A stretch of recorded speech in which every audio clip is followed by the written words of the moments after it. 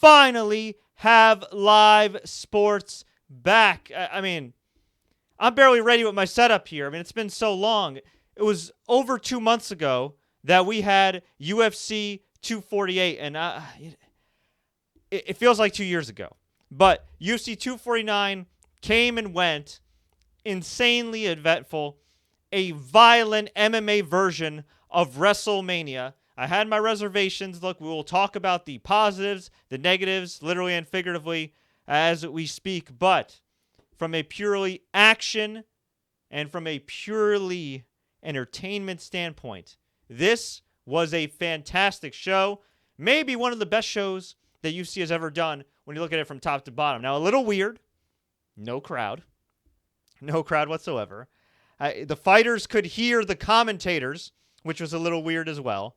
In fact, Greg Hardy said that he heard Daniel Cormier give him advice on commentary, and he applied it to win his fight. So just a crazy, crazy series of circumstances which led to UFC 249, Jacksonville, Florida, May 9th to May 10th, depending on where you're watching it now. Whew. We have a new champion, not in the bantamweight division, although that may come soon, but a new interim lightweight champion.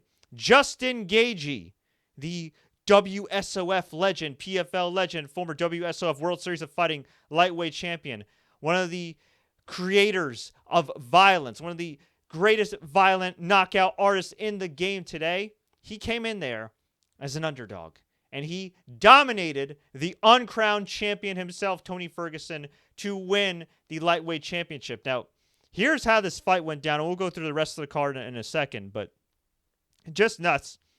Destroyed him with leg kicks, a big left hook. He looked real good early. Tony, the first couple rounds, wasn't backing down, but it seemed like he kind of had that old Chris Lieben game plan where it's, and the Tony Ferguson game plan to an extent, which was, I'm going to take your best shot, and I'm just going to keep walking through it. Now, here's the thing.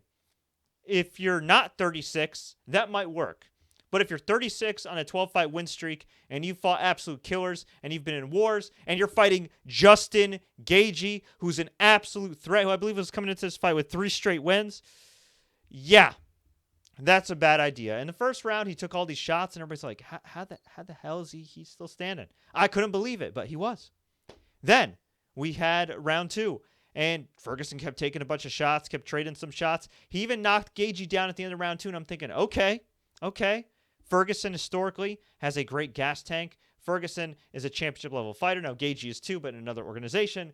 Can Gaethje come back from this? Can Gaethje go into the deep water? And what we saw was a more patient Gaethje, a guy that wasn't just trying to take Tony's head off, but somebody that was patient. When he rocked Tony, he waited. He didn't try to go for the kill immediately. He said, you know what? Okay, I'll pick my spots. I'll do my thing. And he even talked about it in the post-fight interview. He said, you know what? I got to slow down. I was having too much fun in there. And when you're at this level, you can't have that kind of fun. You got to get serious. And boy, did he get serious. Just crazy. So Tony may have won round 2. Then it was round 3, all Gaethje. Round 4, all Gaethje. I mean, poor Tony. Bloodied up eyes, cut up eyes, bleeding from the forehead, just busted up face. He looked like one of his victims, right? Just crazy. And finally, in round number 5, he tagged Tony with the jab, hit him with another shot, and Tony was just stumbling, wobbly legged. His legs were practically gone. And Herb Dean saw enough and was like, dude, I got to stop this. Now, at first, Tony protested the stoppage. He was like, what the hell, man? He even shoved Gaethje. But, of course, heat of the moment, also the fact that dude got multiple concussive blows in this fight. Afterwards, he hugged Gaethje and he said in the post-fight interview, you know what? I just wanted to be stopped for real. I didn't want a referee stopping it, but look, it is what it is. I'm sure when he goes back and watches the fight, he's going to be pretty pissed at himself and say, man, like, I just straight up lost. And I don't know. I'm very conflicted here. On one hand, I'm very happy for Justin Gaethje. I mean, I covered his first first PFL/WSOF fight live. And I remember thinking, okay, Justin Gaethje, this guy seems like a cool prospect. And then it's like, holy crap, this guy's a problem. And, the more people have watched him, the more they've realized this dude is a problem, a legit contender. Also, I believe a social worker in real life, I believe. So, and he even mentioned that. I don't know if he's still currently social working, but he's done social work in the past. So, good company ambassador but an absolute violent killer inside the octagon. And after the fight, he was awarded the title. He threw it immediately down Shane Douglas ECW style, and he straight up said, I want the real belt. He called out Khabib. He put over his parents and said that in the cage he's a killer, he's ready to die, but outside of the cage he loves to help people, and he'd be helping people right now if he wasn't fighting. And just really classy promo. Called out Khabib. I believe Khabib tweeted out no comment. Well, Khabib is going to have a lot of comments because I don't think you could deny Justin Gaethje. I do not think you could deny Justin Gaethje right now.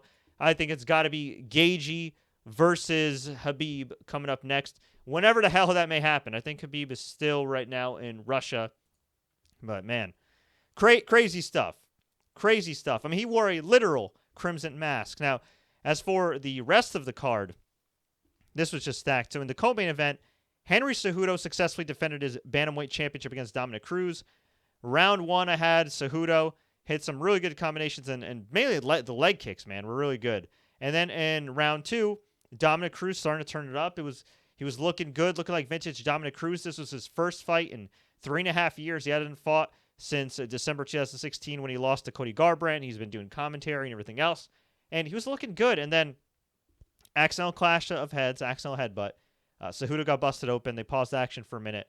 And then all of a sudden, Cejudo came hot out of the gates, just busted up Dom with a big knee, had him on the ground on all fours, hit him with about 11, 12 unanswered shots. Now, Dominick Cruz, as the referee was going to make the stoppage, looked like he was getting back to his feet. But I can understand from the referee's perspective, he's seen this dude who hasn't fought in 3.5 years. We're in the middle of a freaking pandemic. Maybe this fight shouldn't be going on in the first place. And he's seeing a dude take, at least from afar, an insane amount of brain damage. Now, when he slowed it down, it could go both ways, right? At first glance, I was like, this is too soon. But then when you watch the replay, you're like, okay, he took like 11, 12 unanswered shots. Maybe the stoppage was justified.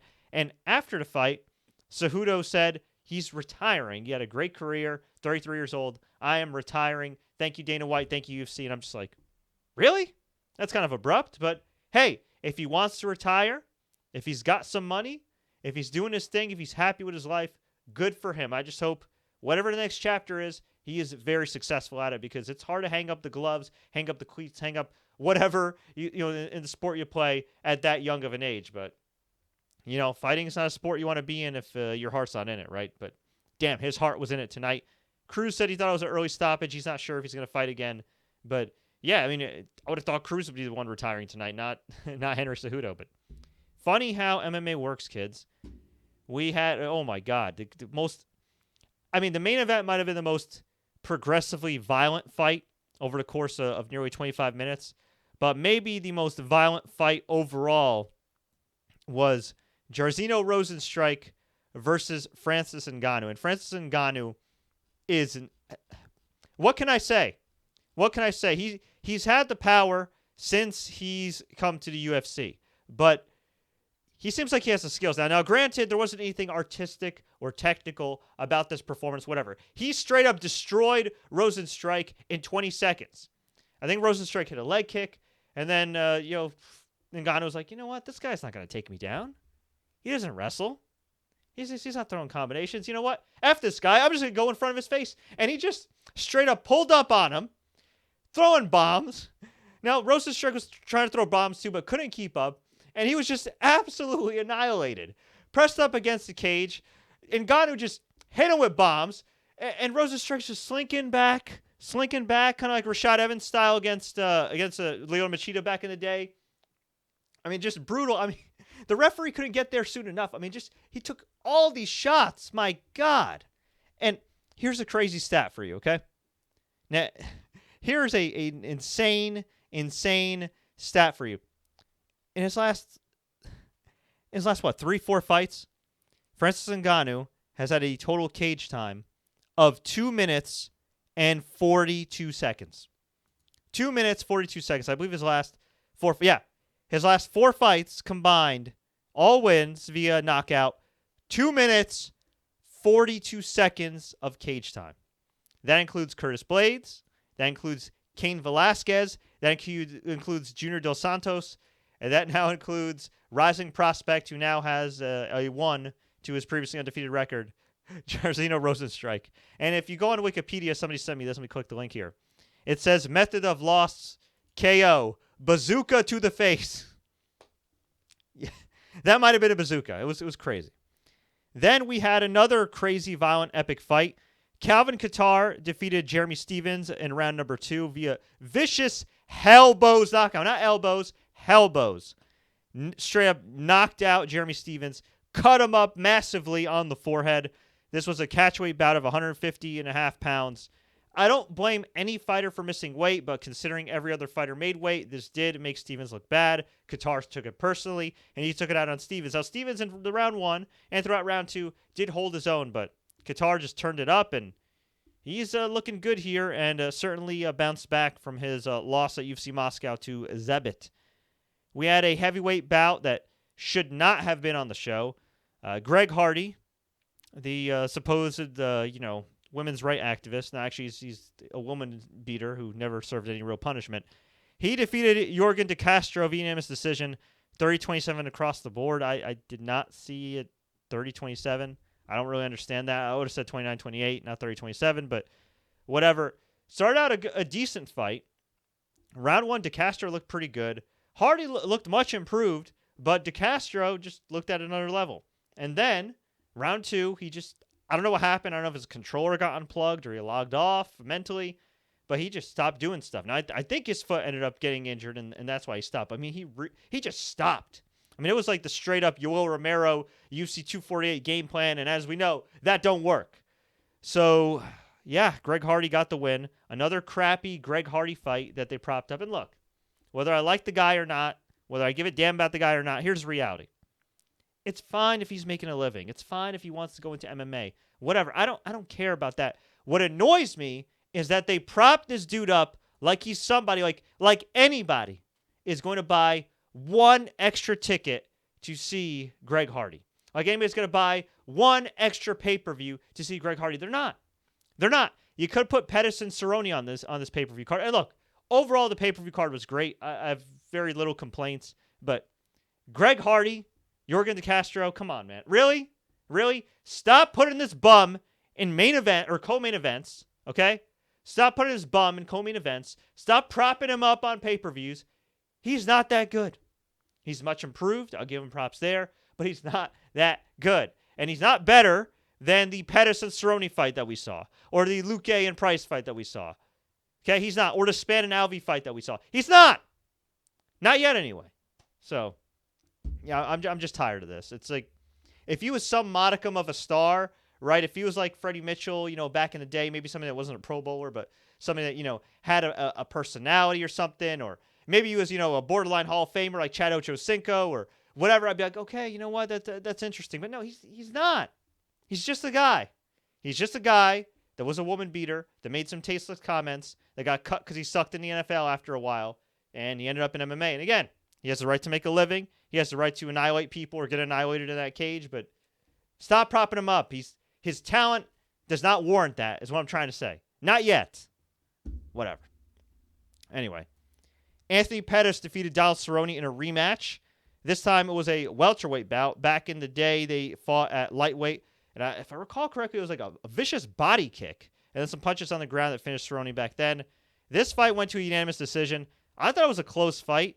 The judges thought so too, 29-28, 29-28 across the board for Anthony Pettis. I don't know. It could have gone either way to me. I kind of feel bad for Cerrone. I mean, he's given us a lot of great moments, a lot of great fights, but dropped yet another fight. As for Pettis, I'm not really sure where he goes from here. I mean, this was a great fight, but he's another guy. Been in a lot of wars, been in a lot of exciting fights, taken his fair share of lumps. Not sure where he goes from here, but yes, 4 straight losses for Donald Cerrone. At least he didn't get finished this time, but I mean, all tough against some killers. You lost to Tony Ferguson, Gaethje, of course, Connor most recently, and now Anthony Pettis. So we'll see what happens with Cowboy. I mean, he's lived hard. He's fought hard. Hopefully he could eventually end his career on a high note. Alexei Oleinik fought dad bod Fabricio Verdum. This was Verdum's first fight in over 2 years. He was on a USADA suspension, then a hiatus. Alexei Oleinik, Verdum, they've been trying to make this fight for a long time. Oleinik won via split decision, 28-29, 29-28, 29-28. It could have gone either way. Oleinik, I thought, I'm not a judge here. Okay, I don't consider myself an MMA expert or anything, but I thought Oleinik won round 1, and then I thought Verdum won rounds 2 and 3. But hey, could have gone either way. Wasn't exactly a spectacular fight, but Verdum was picking up the pace in rounds 2 and 3 for a guy that did look kind of flabby and hasn't fought in a few years. But hey, look, overall he's still an all-time great. The USADA suspension probably taints things a little bit, but at the end of the day, he's still the guy that beat Fedor. He's still the guy that beat Cain Velasquez, won the UFC heavyweight title. So, you can't take that away from him. Carla Esparza, the former first ever strawweight champion, defeated Michelle Waterson via split decision. Not that exciting of a fight. 27-30, 29-28, 30-27. I did not see it 30-27. I don't understand that, but whatever. Vicente Luque and Nico Price in a rematch. These guys had an awesome fight. Once again, Luque comes out on top. Doctor stoppage via TKO. The very nasty cuts on the eyelids of poor Nico Price. And also, too, it looked like, I think it was, what do my notes say here? It was just a mess. Okay, swollen right eye. Yeah, I remember one of his eyes was swollen. So another great fight. And yeah, this card was deep. But wait, there's more. We had Bryce Mitchell at featherweight put on an absolute clinic against Charles Rosa. Charles Rosa is a black belt himself, and Bryce Mitchell came very close to submitting him on the ground multiple times with a twister. I should note that in his last fight, he also won via twister, which is super rare. Just ask the Korean Zombie and Leonard Garcia. But he dominated here. The scores were 30-25, 30-25, and 30-24. So that should tell you a little something about that performance. Just absolutely incredible. Massive props to him and his corner and that game plan. And then we had our opener. Ryan Spann defeated Sam Alvey via split decision. I had Ryan Spann winning this one. 29-28, 28-29, 29-28.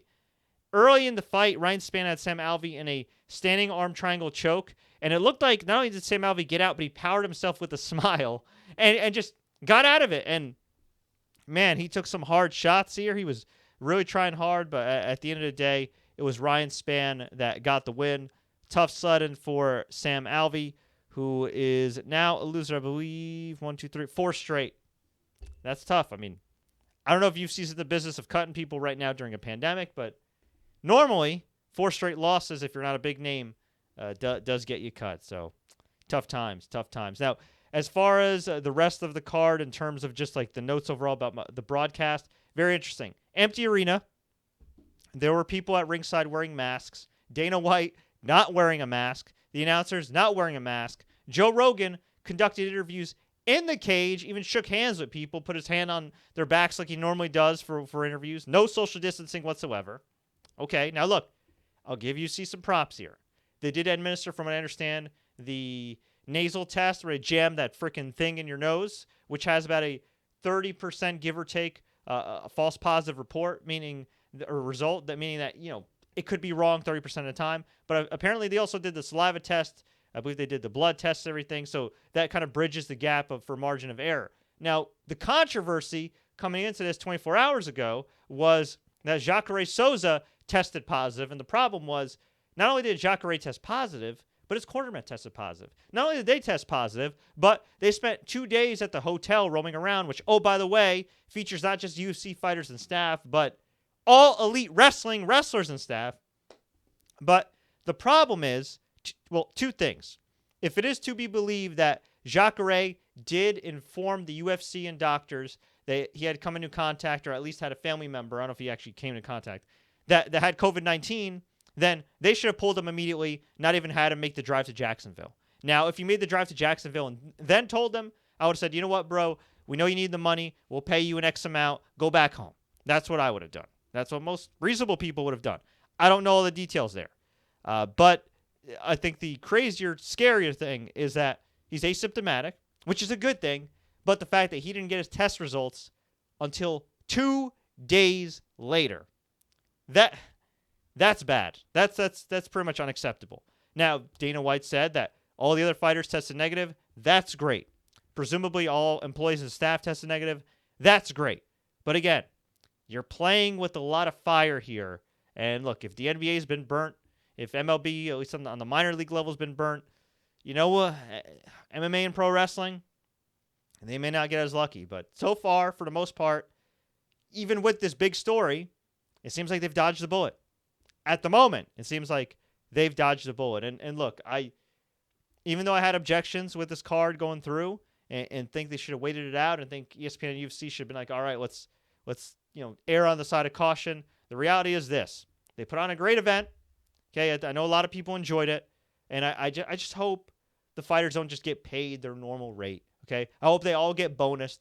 I hope they all do their thing, go home, are happy. And I hope everybody, even Dana White, get out unscathed, not infected, no health complications, no nothing from the usual fight card. That's what I hope. That's what I pray for. Because not only is that a good sign for the UFC and sport of MMA, but that could be a good sign for American sports that might say, you know what? Okay, UFC pulled this off. We can pull this off. Again, I think UFC did I'd say like a 90% job of doing everything right. They could have erred on the side of caution with the announcers. They could have had everybody else wearing masks. They could have had the referee wearing a mask. And, of course, they could have sent Jacare home from the jump, assuming they did know that he may have come into contact with somebody that had COVID-19. But you live and you learn, and, just hoping for the best case scenario, definitely not the worst case. That's for sure. Because worst case scenario, we all know what the worst case scenario is. This event causes an outbreak in Jacksonville, which could spread. And, well, not only would that possibly sink UFC for the time being, that would borderline kill American sports for at least a few months, at least up until the NFL season. As far as MLB and NBA go, and NHL. So let's hope that's not the case. Let's hope for best case scenario. As for some other notes, George St. Pierre going into the UFC Hall of Fame. Long overdue. Congrats to him. I always feel like that he hasn't gotten the respect he's deserved, so I'm very happy for him. And, yeah, just as a class act, great ambassador for the sport. And let's see right here, too. UFC 250. We have a card for now, and it doesn't look good. The date and location are to be determined, but it will be Amanda Nunes defending her featherweight championship against Felicia Spencer. The undercard does not look good. Here's the undercard so far. And, again, these are just the early fights announced. Alonzo Menifield versus Devin Clark in a lightweight bout. Ian Heinisch versus Gerald Mearshart in a middleweight bout. Jusir Formiga versus Alex Perez in a flyweight bout. Now, that's actually a legit, top 10 fight, so that's good. And then Charles Bird, no relation to Marty Bird from Ozark, taking on Maki Pitolo in a middleweight bout. And I wish I could tell you I knew who half of these people were, but I really don't. I know who. I mean, maybe I've seen him at one point, but come on, man. This is not a pay-per-view worthy card. But you know what? UFC's at the point now with their guarantee with ESPN where all they really got to do is run some type of show, and they get that money. So, hey, they threw us a championship fight, and at the end of the day, this was like an MMA version of WrestleMania. You can't expect everything to be WrestleMania, but whatever, man. It is what it is. So, as far as what's coming up is, and it's crazy to think about, it's already May 10th. It's insane. And just 3 days, we have another UFC fight from Jacksonville. It will be Anthony Smith versus Glover Teixeira in the main event. And then this is actually a pretty intriguing fight in my opinion, at least as a hardcore fan. Ovince St. Preux, OSP, the longtime light heavyweight gatekeeper, he is moving up to heavyweight to fight a heavyweight gatekeeper himself in Ben Rothwell. So that should be at the very least somewhat interesting. Drew Dober versus Alex Hernandez. Drew Dober always has some good fights. Ray Borg against Ricky Simone. And Carl Robertson taking on Marvin Vittori. And then on the prelims, you have Michael Johnson against Thiago Moises, which is crazy. I mean, Michael Johnson was a contender for a while. Sijara Eubanks, who infamously, for a brief period, was going to headline UFC MSG and then missed weight. Or I think she missed weight. Something happened. I don't know. She's had like weight issues and some other stuff, if I recall correctly. If I'm thinking of the right fighter. And then, scheduled to face Valentina Shevchenko. And then, that was... Okay, no, that was canceled, but she's missed weight before. Okay. Yeah, so she's missed weight before. This was just bad luck on her part. But, yeah, had a wacky career. She's fighting on the prelims. Andre Arlovsky taking on Felipe Lin. So, yeah, Arlovsky back in the prelims. I mean, you can make the argument he shouldn't be fighting anymore, but hey, you got some names on that card. And then after that, on May 16th, happy birthday, sis, we have another UFC in Jacksonville. This one's going to be kind of a sentimental show. Alistair Overeem, the longtime heavyweight contender, coming off of a huge upset loss to Rosenstrike. He has taken on Walt Harris, who unfortunately lost his daughter, Anaya Blanchard. She was kidnapped and murdered. Just a terrible tragedy. And I just, look, I know we're not really supposed to be rooting for people here and there or whatever. I mean, I don't care. I don't pretend to be biased or unbiased or whatever, but it's going to be hard to root against Walt Harris. That's all I got to say. And you know, I just hope that he has a great performance. Win, lose, or draw, I hope he doesn't get seriously injured, and I hope he has a great performance because, man, his family has been through hell. So God bless him. Hope it all works out. We have a co-main event. Angela Hill is one of my favorite fighters to watch. Never backs down from a fight. Taking on her toughest challenge yet, Claudia Gadelha. This is going to be a tough one for Angela Hill, but if she wins this one, I think she should get a title shot.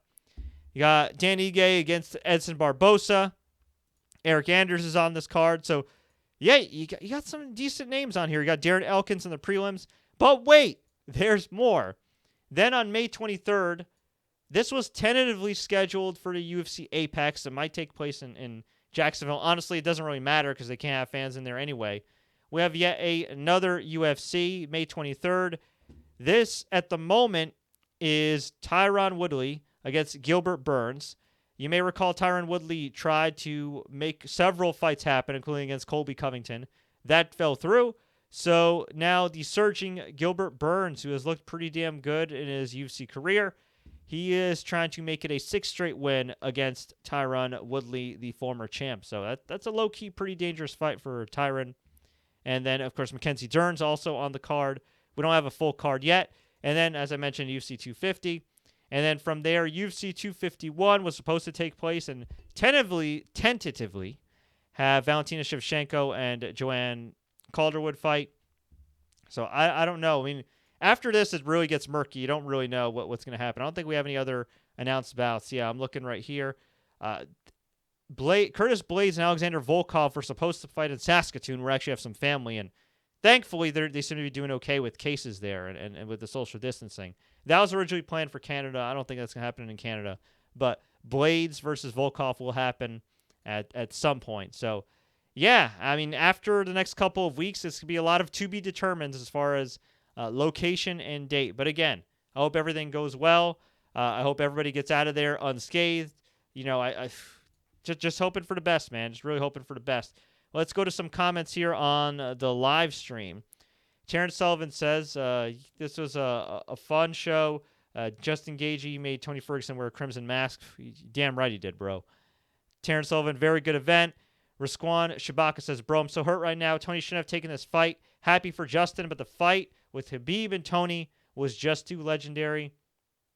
Yeah, I gotta say, I mean, all the props in the world to Justin Gaethje. God bless him. He is a great fighter. Seriously, he is a great fighter. He's been a great fighter. Cormier even said it himself on commentary. He said when he came into the UFC, he was great, but this is the best version we've ever seen. And he's absolutely right. I mean, he is. But my God, styles make fights. Timing is everything. And the fact that we may never get Ferguson versus Khabib, or at least Ferguson versus Khabib, where both guys have their peak primes and momentum, is devastating. It really is. And I think this was, man, look, he could bounce back, but this, if we're keeping it real, just from a business standpoint, this is a terrible business decision from Tony Ferguson. An absolutely terrible business decision. And yeah, I mean, look, I think I'd feel better about it if he didn't get steamrolled. I think if he had held his own and not just shown championship heart, but really kind of like traded and rocked Justin. And other than the end of round 2, he really didn't rock Justin.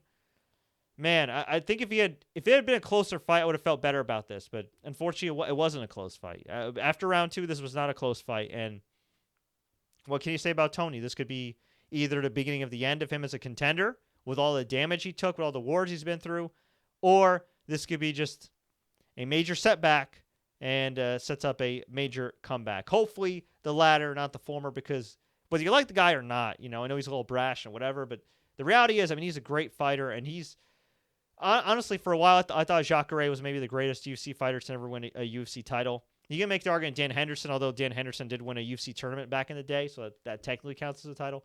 You can make the very strong argument that Ferguson is the greatest UFC fighter to never win a non-interim belt. I mean, seriously, he's that freaking good, just absolutely incredible.